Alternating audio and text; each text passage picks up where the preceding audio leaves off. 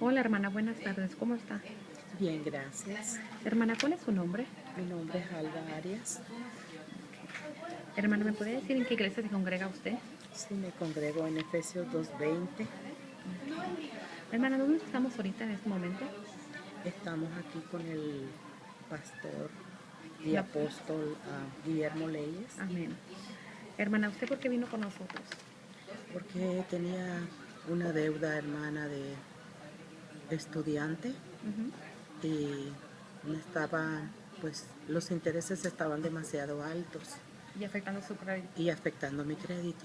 Entonces vine yo, ¿verdad?, aquí con el hermano y gracias a Dios le doy porque se han borrado, hermana, alrededor de $35,000, quizás más.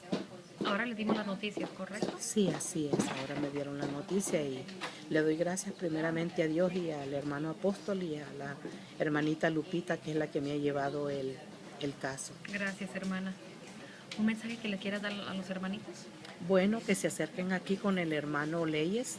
Son personas muy amables, honestas y eso es lo más lindo que ellos tienen, que son pacientes con nosotros, porque a veces no traemos la paciencia, pero ellos tienen esa paciencia para atendernos con mucho amor. Y yo les invito a los hermanos que vengan, ¿verdad? Que ellos van a darles las respuestas que a veces no encontramos, como me pasó a mí, de que yo no encontraba respuesta me decían, ¿verdad?, de que ese loan nunca se borra de la vida de uno. Así que gracias a Dios le doy por lo que ellos han hecho y gracias a Dios y a ellos también. Que Dios me los bendiga. Gracias a usted, hermana. Gracias. Que tenga un buen día. Gracias.